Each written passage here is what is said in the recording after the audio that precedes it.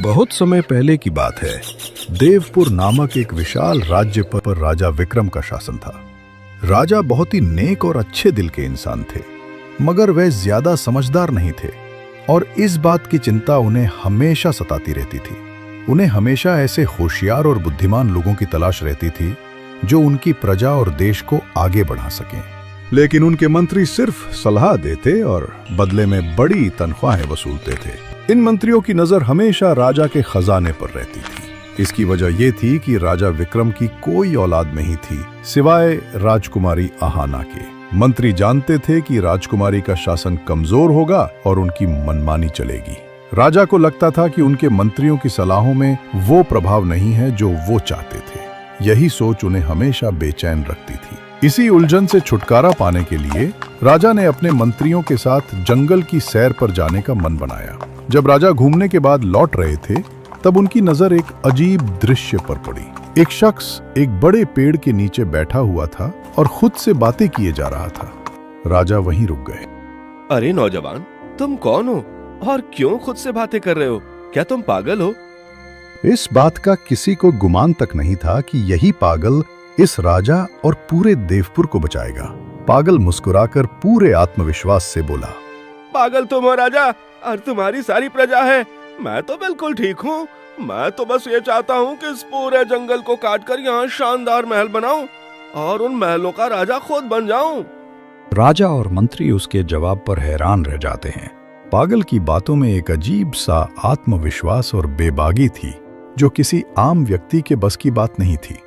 राजा विक्रम कुछ देर तक उसे खामोशी से देखते रहे। फिर उन्होंने अपने मंत्रियों से सलाह ली। मंत्रियों, मेरा मन कहता है कि यह अजीब इंसान हमारे कुछ काम आ सकता है। तुम लोग क्या कहते हो? मुझे अपनी राय दो। मंत्रियों के अंदर छिपे लालच ने तुरंत अपना सिर उठाया। हर किसी को यह डर था कि अगर ये अजीब शख्स राजा का खास सलाहकार बन गया तो उनकी अहमियत कम हो जाएगी और उन्हें इसके नीचे काम करना पड़ेगा। मंत्री जी, मुझे तो ये खतरा लगता है, कहीं ऐसा ना हो ये हम सब पर हावी हो जाए और हमारी कुर्सियां छिन जाए। चुप रहो, ये तो आधे से ज्यादा पागल है। इससे होशियारी की उम्मीद तो बिल्कुल भी नहीं रखनी चाहिए। राजा से कहो इसे अपने साथ ले चलें। मंत्रियों ने सोचा ये पागल हमारा क्या ही बिगाड़ देगा, मगर उन्हें ये नहीं पता था कि कुदरत को कुछ और ही मंजूर था। आखिर में सबने मिलकर राजा को सलाह दी, महाराज, इसे महल ले चलिए। अगर ये बहादुर निकला तो काम आएगा, और अगर ये सच में पागल हुआ तो हम इसे बाद में दोबारा जंगल में छोड़ देंगे। राजा विक्रम ने मंत्रियों की बात मान ली और कुछ जोर दबाव डालकर पागल को अपने साथ चलने के लिए राजी कर लिया। चलते चलते रास्ते में अचानक उस पागल ने घोड़े को दूसरी दिशा मोड़ दिया और भागने की कोशिश करने लगा। राजा और मंत्रियों ने उसका पीछा किया, उसे दोबारा काबू में किया और फिर उसी रास्ते से देवपुर के महल की तरफ निकल पड़े। जैसे ही वे लोग महल पहुंचे तो सब हैरान रह गए। वहां भीड़ जमा थी। सब खुशी से नारे लगा रहे थे और राजा को मुबारकबाद दे रहे थे। महाराज, आप सलामत हैं। जिस रास्ते से आप सैर के लिए गए थे वहां दुश्मन की एक बहुत बड़ी फौज छिपी बैठी थी। उनके पास जबरदस्त हथियार थे। हमें तो पूरा यकीन था कि आप वापस नहीं आएंगे। महाराज, आप तो बहुत होशियार निकले। मौका देखकर आपने रास्ता बदल लिया और अपनी जान बचा ली। राजा विक्रम ने खामोशी से उस पागल की तरफ देखा और दिल में सोचा, ये शख्स वाकई कोई मामूली नहीं है, कुछ खास है। इस पागल ने ही तो जानबूझकर घोड़े का रास्ता बदला था और हम सबको दुश्मन के घात से बचाया था। सिपाहियों, जल्दी करो, इस शख्स के लिए एक बेहतरीन कुर्सी तैयार करो। आज से ये मेरे साथ रहेगा। मंत्री जो पहले ही डर चुके थे तुरंत बोल पड़ते हैं, महाराज, ये शख्स पागल है। कहीं ये आपको नुकसान न पहुंचा दे। आपके साथ तो हम जैसे अक्लमंद लोगों को होना चाहिए। नहीं, ये शख्स सबसे ज्यादा बुद्धिमान है। इसने चुपचाप एक खतरनाक दुश्मन से बचाया। यही होती है सच्ची जहाद की निशानी। अगर ये ना होता तो तुम में से किसी को खबर भी नहीं होती कि रास्ते में दुश्मन छिपा बैठा है। हमारी जान इसी की होशियारी की बदौलत बच पाई है। राजा के इस फैसले के बाद महल में एक नया विवाद शुरू हो गया। मंत्री जो सदियों से नस्ल दर नस्ल उन कुर्सियों पर बैठते आए थे, उन्हें ये बिल्कुल गवारा नहीं हुआ कि एक अजनबी और वो भी पागल कहलाने वाला शख्स आकर उनके बराबर बैठ जाए।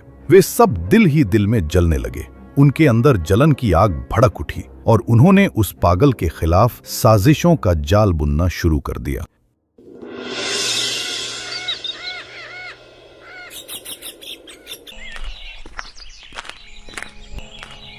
अगले दिन सुबह सुबह सारे मंत्री पागल के पास पहुंचे। भाई साहब, हमें आपसे एक जरूरी बात करना है। आपको हमारे राजा के वसूलों और दरबारी अदब का कुछ अंदाजा नहीं है। हम तो बस यही चाहते हैं कि आप किसी गलतफहमी में कोई ऐसा कदम ना उठा लें जिसकी वजह से आपको सजा भुगतनी पड़े। पागल हैरत से घबराते हुए बोला, क्या मतलब? मुझे सजा मिलेगी?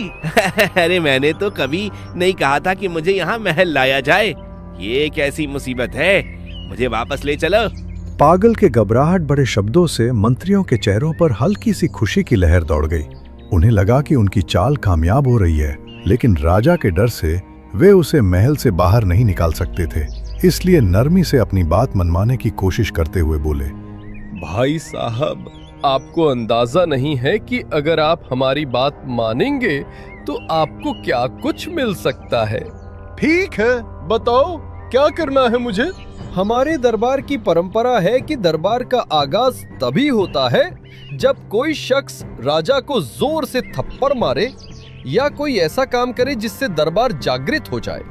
पागल, जो अक्ल से बिल्कुल पैदल था, अरे ये तो कोई बड़ी बात नहीं। थप्पड़ क्या, मैं तो राजा को लात भी मार सकता हूँ। जब राजा कुर्सी पर बैठते हैं तो तुम जाकर उनकी गर्दन पर जोरदार थप्पड़ मारना, और देखना राजा इतना खुश होगा कि तुम्हें ढेर सारे इनाम देगा। ठीक है, मैं यही करूंगा। अगले दिन दरबार लगा हुआ था। सारे मंत्री अपनी अपनी जगह पर बैठे हुए थे। मंत्री पागल की पागलपंती को देखने के लिए उत्साहित हो रहे थे, और पागल, जो राजा को थप्पड़ मारने के लिए राजा के इंतजार में खड़ा था, तभी दरबार में राजा विक्रम का आगमन हुआ। राजा विक्रम तख्त पर जैसे ही विराजमान होने लगे तो पागल नम्रतापूर्ण बोलेपन से आगे बढ़ा।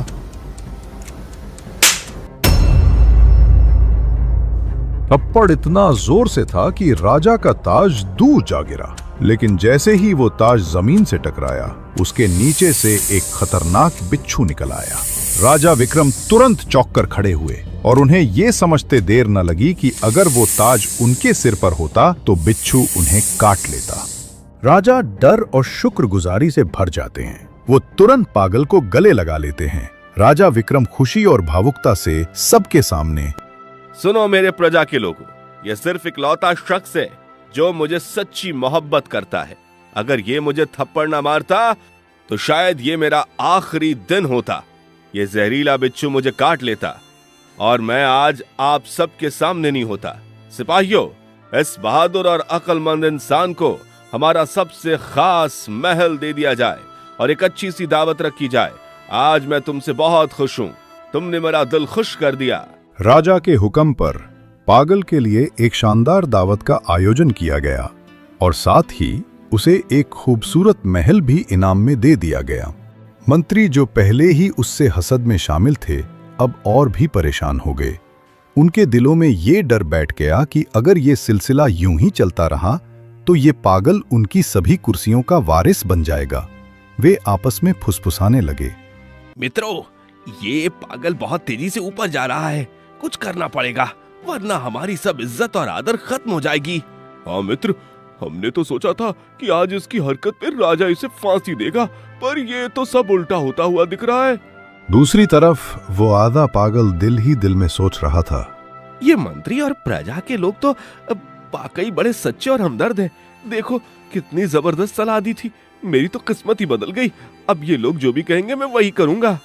उसने खुशी खुशी मन में फैसला कर लिया कि अब से वो जो कहेंगे वो वही करेगा।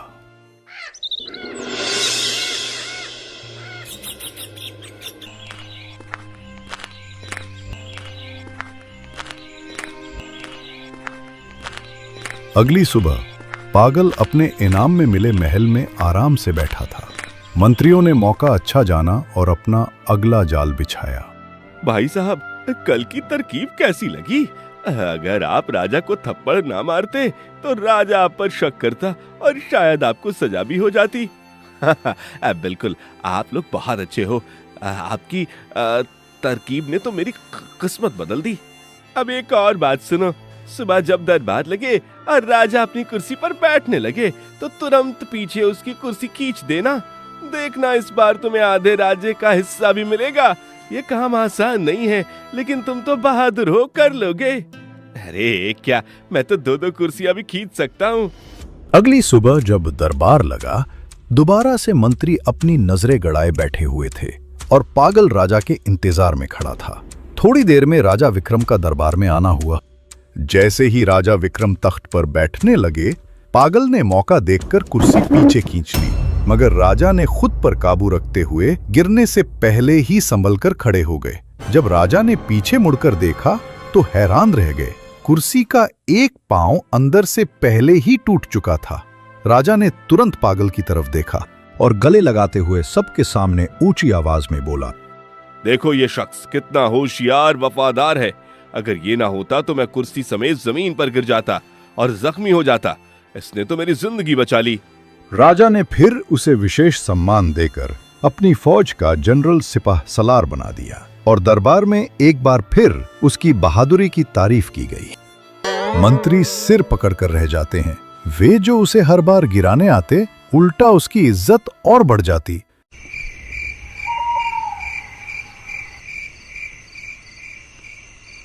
मंत्री जी, ये कैसी मुसीबत है, खत्म ही नहीं होती। हम तो चाहते हैं कि उसे सजा हो, राजा नाराज हो और वो फांसी चढ़े, मगर ये हर बार बाजी मार जाता है। अरे हाँ मित्र, इस पागल को जनरल का पद देकर राजा ने ठीक नहीं किया। ऐसे तो नहीं चलेगा, इस पागल का कुछ करना ही पड़ेगा। राजा ने पहले अपना खास बनाया, आज जनरल सिपाह सलार और कल राजा अपनी कुर्सी भी दे देगा। आज महल के सारे सिपाही उसके नीचे हैं, ऐसे तो कल सारा राज्य उसके कब्जे में होगा और फिर हमें उसकी जी हजूरी करनी पड़ेगी। अरे मंत्री जी, ऐसी बैकी बातें मत करो, हम लोग ऐसा होने नहीं देंगे। अब मामला हाथ से निकलता देख सब मंत्रियों ने मिलकर एक गहरा मंसूबा बनाया। ये मंसूबा पूरे देवपुर रियासत को हिलाकर रख सकता था। सबने मिलकर फैसला किया कि वे पड़ोसी राज्य के राजा से छिपकर खुफिया संपर्क करेंगे, उन्हें जंग के लिए उकसाएंगे और वादा करेंगे कि हम सब तुम्हारा साथ देंगे। उन्होंने पड़ोसी राजा को संदेश भेजा कि हम देवपुर पर हमला करेंगे। राजा को पूरा भरोसा दिला दिया जाएगा कि प्रजा उसके साथ है। बस तुम्हारा काम सिर्फ इतना है कि हमारे जनरल पागल को मारना है, बाकी सब कुछ हम संभाल लेंगे। जब पड़ोसी राजा ने जांच पड़ताल की तो वह जंग के लिए राजी हो गया। अब उन्हें सिर्फ एक काम करना था, अपने राजा विक्रम को जंग के लिए राजी करना। इसलिए मंत्रियों ने अपने ही कुछ आदमियों को हल्का सा जख्मी किया और राजा के सामने लाकर खड़ा कर दिया। महाराज, हम कब तक सब्र करें? अगर कल आपको कुछ हो गया तो पूरी रियासत का क्या होगा?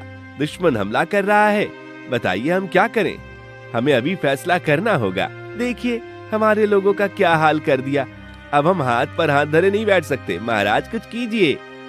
मंत्रियों की बातों और जख्मी लोगों को देखकर राजा ने जंग का ढोल बजवा दिया और अपनी फौज को मंत्रियों के साथ जंग के लिए रवाना कर दिया।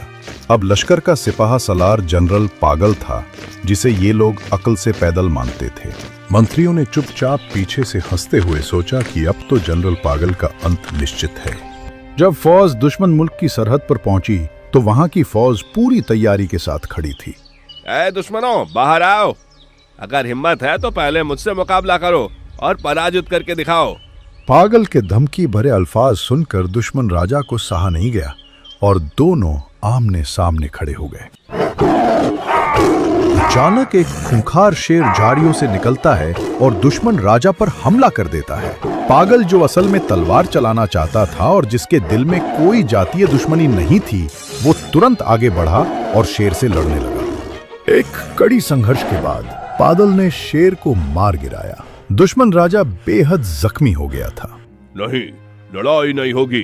मैं इस जनरल कमांडर को माफ करता हूँ। इसने मेरी जान बचाई। ये निहायत ही बहादुर और होशियार शख्स है। हम जंग नहीं चाहते। दुश्मन राजा रुकता है और देवपुर के मंत्रियों की तरफ इशारा करते हुए कहता है, हाँ, जो मंत्री उसके साथ आए थे उन्हें गिरफ्तार करके कैद में डाल दो। वो एक गद्दार और धोखेबाज हैं। मंत्रियों के चेहरों का रंग उड़ जाता है। पागल तुरंत अपनी तलवार निकालता है। खबरदार, अगर किसी ने मंत्रियों को हाथ में लगाया तो ये मेरे मित्र हैं। दुश्मन राजा ने उसकी वफादारी देखकर दिल ही दिल में कहा, क्या कमाल का बंदा है, दुश्मनों को बचाता है और खुद को भूल जाता है।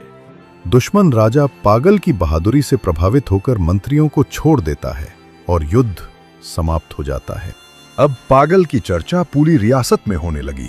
उसकी बहादुरी और सच्चाई ने सबके दिलों को जीत लिया। यहाँ तक कि राजा विक्रम भी उसकी वफादारी से इतने खुश हुए कि उन्होंने उसे एक बड़ा सम्मान देने का फैसला किया। मैं देवपुर के सिपा सलार इस महान योद्धा की वफादारी और होशियारी से अत्यंत प्रभावित हूँ।